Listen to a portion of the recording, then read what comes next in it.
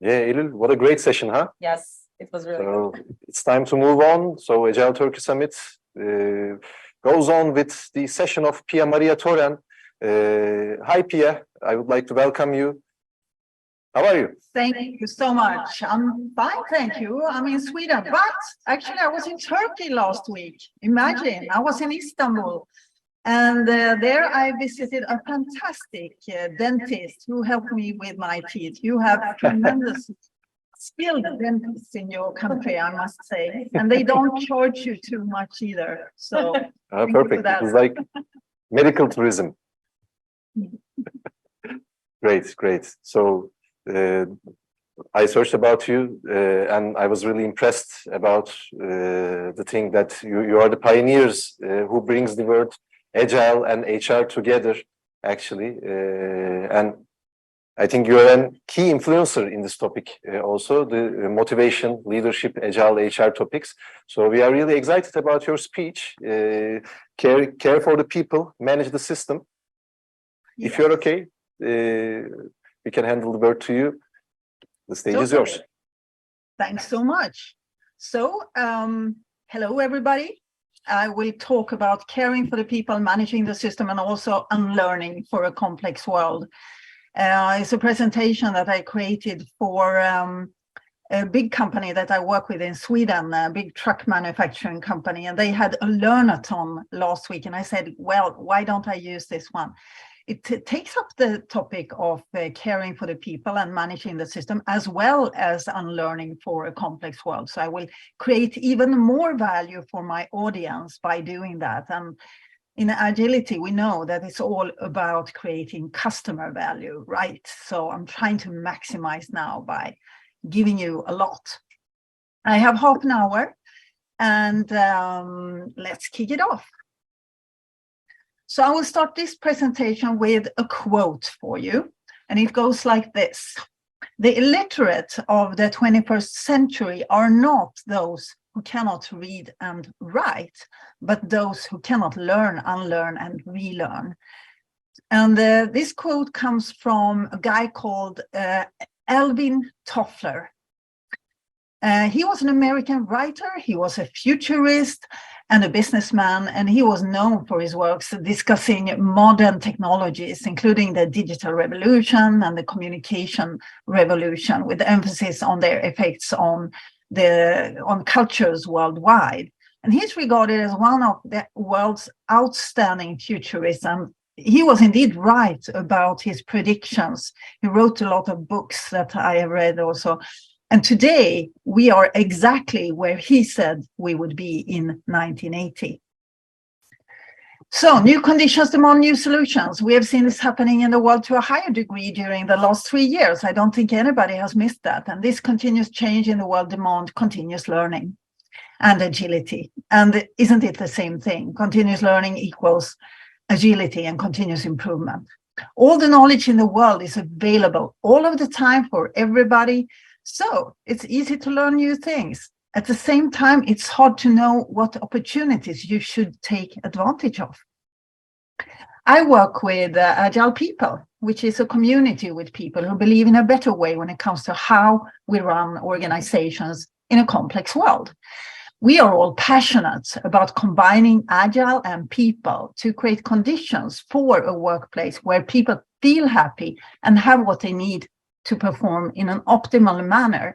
So we have taken the values and principles from the Agile Manifesto. We have mixed it with the modern Agile framework. We spiced it up with our own Agile People Manifesto. And from there, we created 35 principles that we believe that all organizations, regardless of size or industry, need to increase. And it all starts with people and how we view people. We can either view people as if they are X or Y. This is the theory X or theory Y view of people from Douglas McGregor's work in the end of the 1950s. The Human Side of the Enterprise is the name of his book. So how do you see yourself and how do you view other people?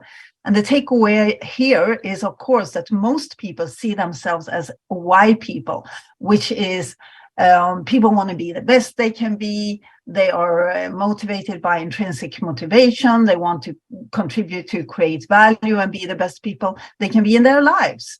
And they are naturally motivated to work. Whereas the X view is the opposite. People are lazy by nature and unmotivated, and they don't want to take responsibility for anything. So then you can ask yourself, how do you view yourself? Well, most people view themselves as why people. And then you can conclude that it's probably just a prejudice that we have about other people. And if they would get the right prerequisites or conditions, they would probably also be why persons. And why does it matter how we view people? Why is this important?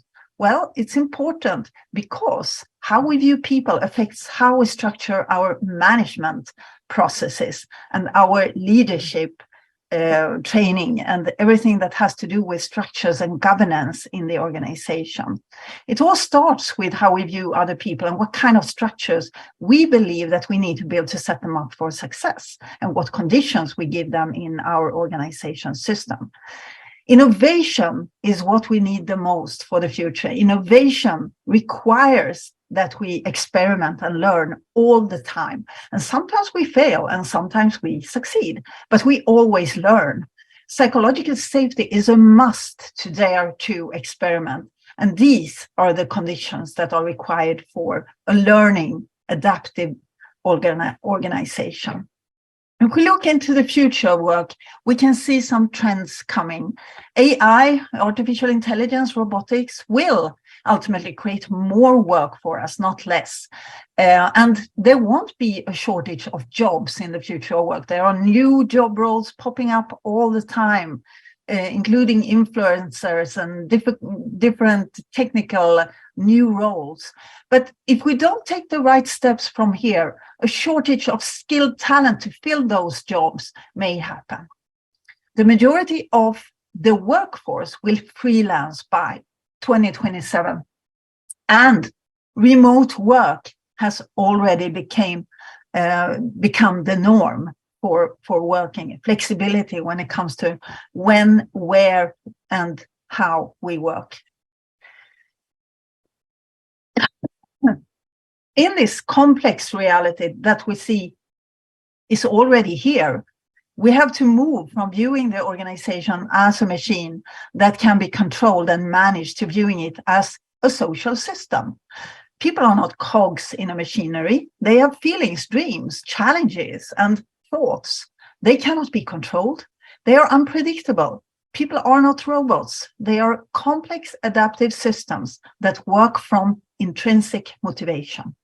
It means that we need to stop to see people as resources and view them as the living organisms as they are, who we need to treat differently to work optimally. Everybody's different. Everybody has a unique set of basic needs, psychological basic needs.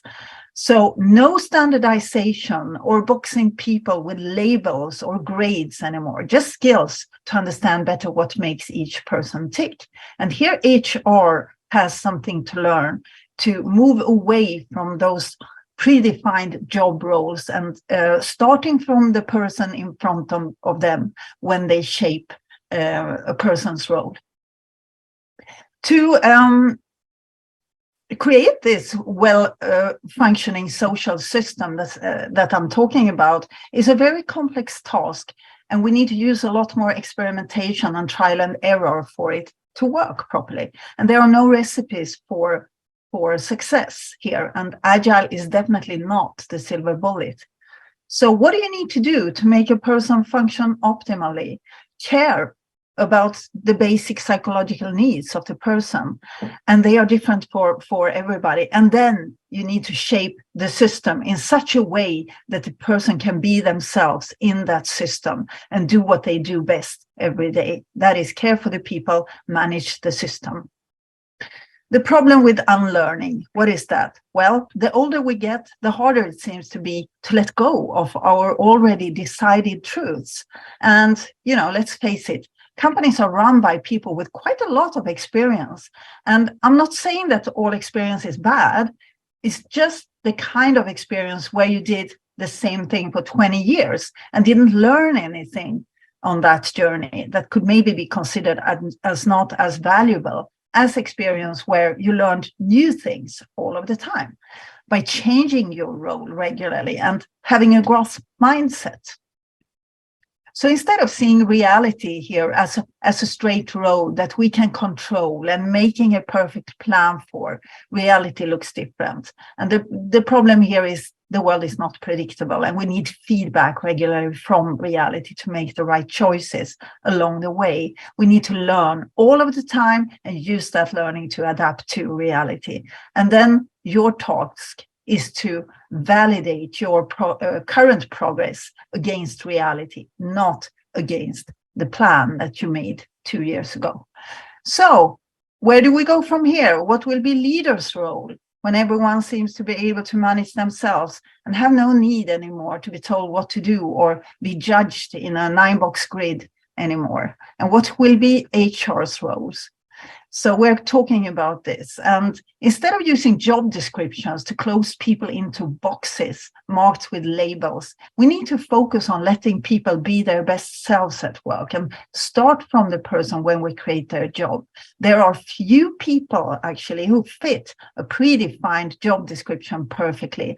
And often they have other skills that the organization could benefit from that we are missing out on if we are not open to tailor the roles to some degree. We can also see learning from different perspectives. So when it comes to learning and development, there are 3 different perspectives. It's the individual perspectives, and here it's about getting the possibility to grow and develop your employability. And then we have the team perspective, develop as a team, both regarding technical aspects and soft skills, like how we cooperate, how we solve problems, how we solve conflicts. Through learning together, we become better as a team and have this ability to reach goals and contribute to the whole company's performance. And then we have last, the organizational perspective, all of us. And here the goal is a learning organization which can be competitive, strong, and can adapt to new situations and conditions in the surrounding world.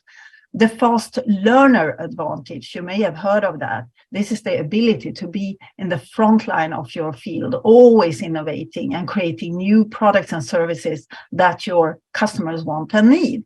You can be the company that other companies follow, and the company that learned faster than everybody else is the winning company and the only remaining competitive advantage when everything else can be copied.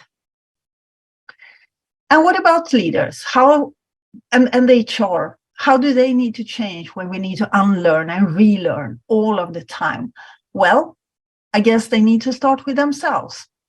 The problem here is that managers are often feeling a lack of psychological safety in transformation programs. They might wonder what will happen to them and their role when they increase business agility and people agility. Everybody seems to be able to lead themselves. They don't need to be managed anymore because self-leadership is practiced by everybody in such an organization. And this problem with managers feeling a lack of psychological safety needs to be taken very seriously and can potentially ruin the whole change initiative. Because the skills that took managers to the position they are in today are often not the skills that are needed to lead in a complex world. And for a more agile organization, it's more about removing the impediments for people to be able to perform than managing and making tough decisions. For leaders, it's all about unlearning old skills and relearning new skills that are more viable and competitive in complexity. So we're moving here from managing learning and development and performance and motivation to something else to enable learning and development, performance and motivation. We enable learning by helping people to develop and take responsibility. And in this scenario, the CEO becomes the chief enabling officer instead of the chief executive officer. But it's of course not just the CEO who needs to change.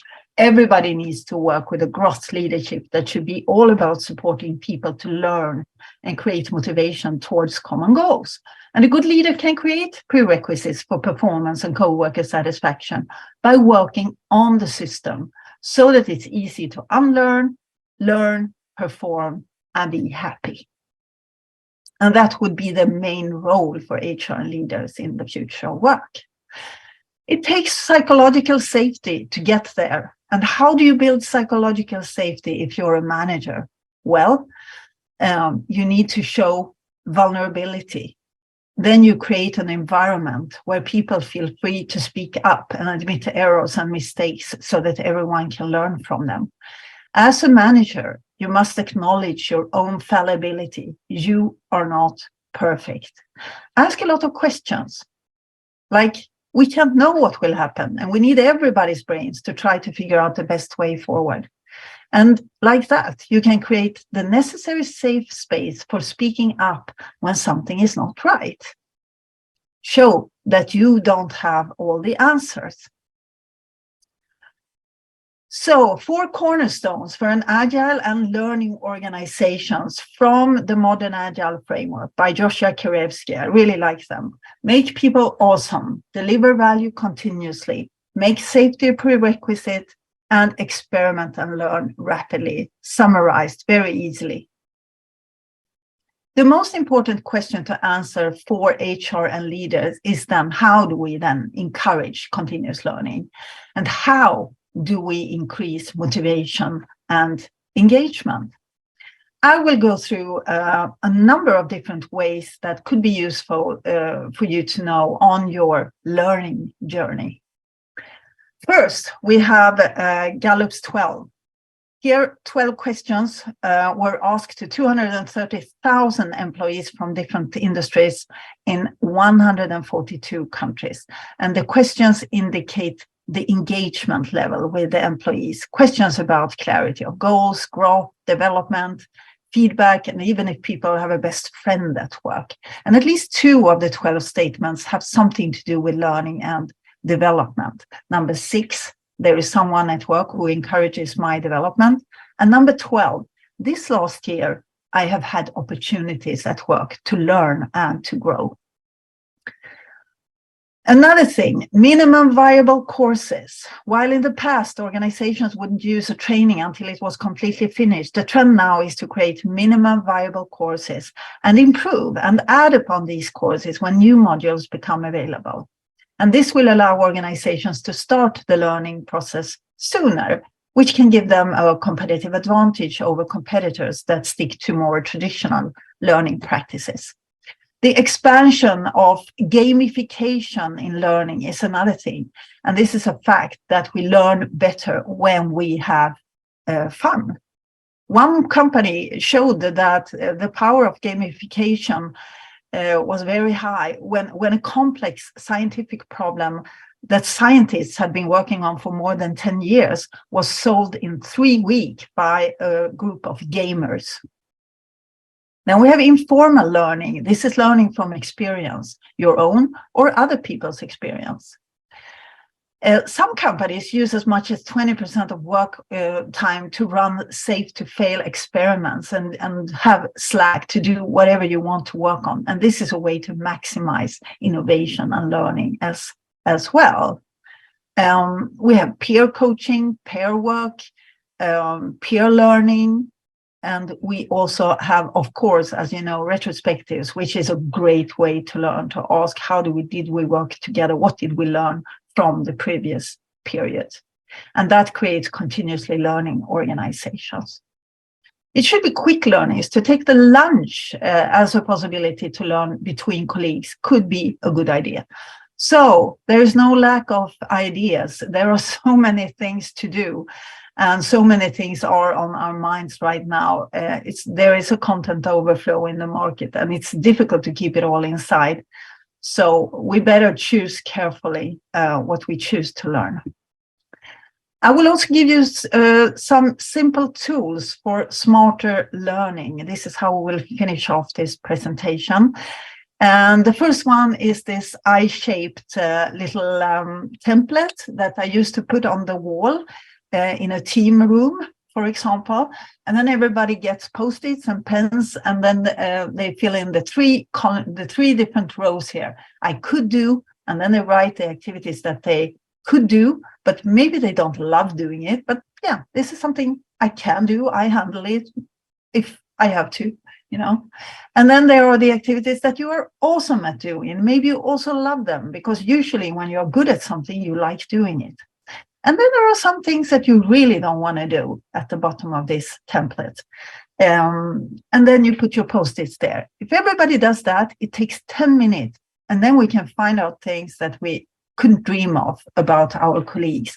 And we can then put the person who is best shaped for a certain job to do that certain job.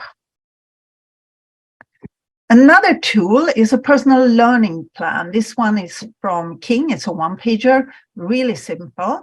You have a long-term goal, and then you have some ambitions for each quarter and some actions. Very simple, one-pager to keep up to date. And then we have the SWON. You may have heard of the SWOT analysis: strengths, weaknesses, opportunities, and threats. This is something similar, but it's for a person. It's strengths, weaknesses, needs, and ambitions.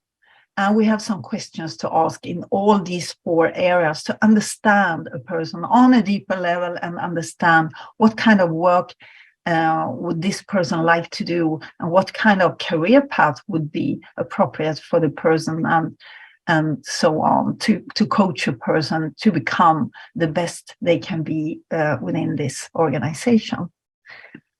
T-shaped competence, we talk about that in agility. You need to have both breadth and depth.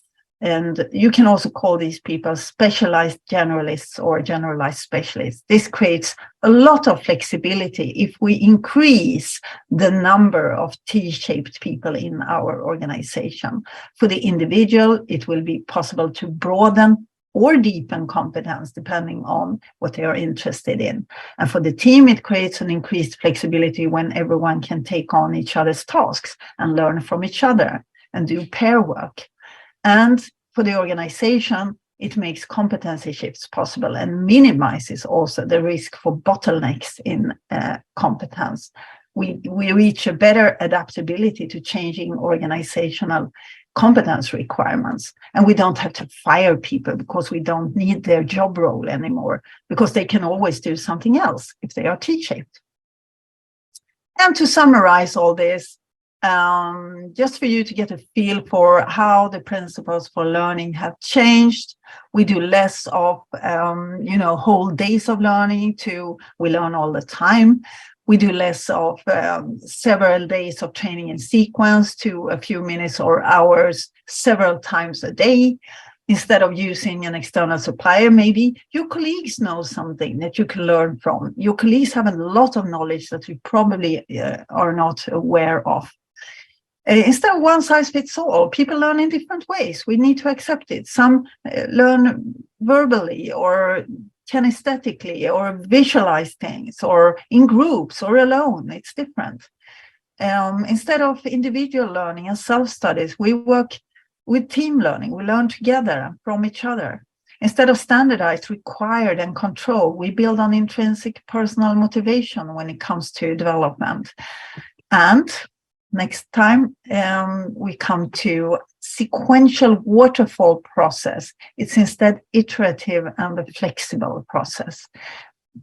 It may be planned long in advance in the past, but in the future, it's just in time and on demand. It should be there, the knowledge, when you need it. In the past, we used to use best practice from others, but in the future, we use safe to fail experiments to find the solutions. And in the past, or maybe for some people still, they have fixed mindsets. Instead, we need growth mindsets. Collective learning. We cannot do it alone. To be able to remove limiting structures and change the culture and start collaborating towards a more agile future, we need to join forces here. HR cannot do it alone. Leaders cannot do it alone. We need everybody to start talking across boundaries of different kinds, starting the conversation and nudging the system and the people and move in a new common direction together. And we in Agile People, we put together one manifesto to support you to understand how the move needs to look like. We came together in 2019 during 4 very intensive days in my summer house on the west coast of Sweden. And this is the result. And this is our gift to you. And with this, I'm just going to give you a last shout out here. Follow the principles, start today, start your personal and organizational learning journey towards greater people and business agility. The sooner you start, the sooner you will reap the benefits from happy performing people working together towards a common vision. Be a gardener, grow this. This is for everybody. And it's indeed about caring for that little plant, understanding the needs of the plant, and then working on the system, the soil, and the greater garden. We cannot scream to the flower to grow faster or better, or control growth for that matter. We can only give the environment that this flower will grow in, and then we can just hope that it will grow. Don't forget, however, that the only competitive advantage is learning faster than your competitors. That's the only remaining competitive advantage. We can copy everything, raw materials, marketing campaigns, production processes, everything can be copied. But this ability and security and psychological safety to learn all the time, make mistakes, fail and learn all the time, this will be the competitive advantage for the future of work, and it already is. So we started with a quote, and we will end with a quote. This time it's from Peter Drucker.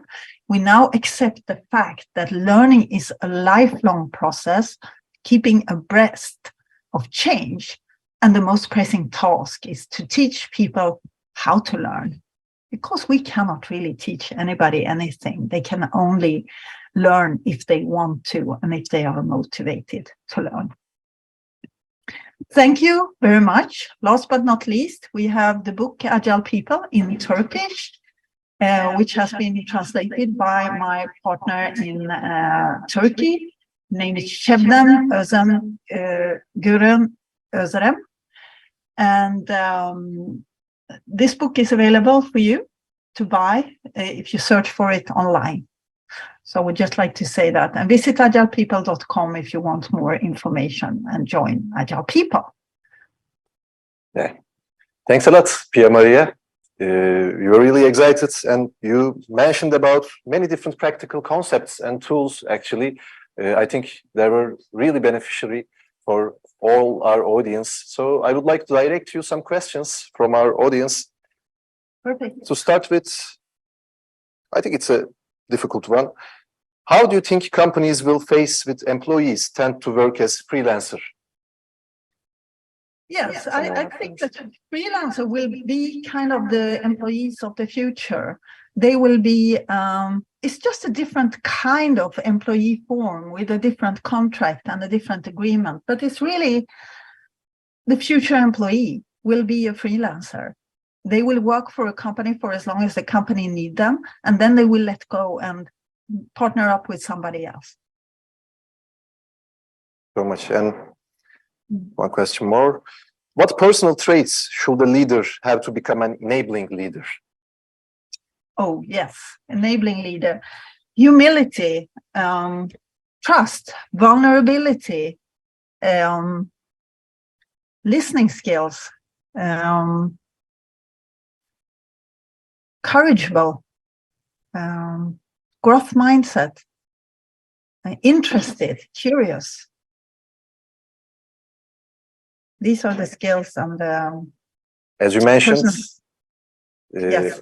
one of the biggest competitive advantage is a fast learning. I think leaders should be fast learners. Okay. Definitely. Thanks a lot, Pia-Maria. Thank you so much.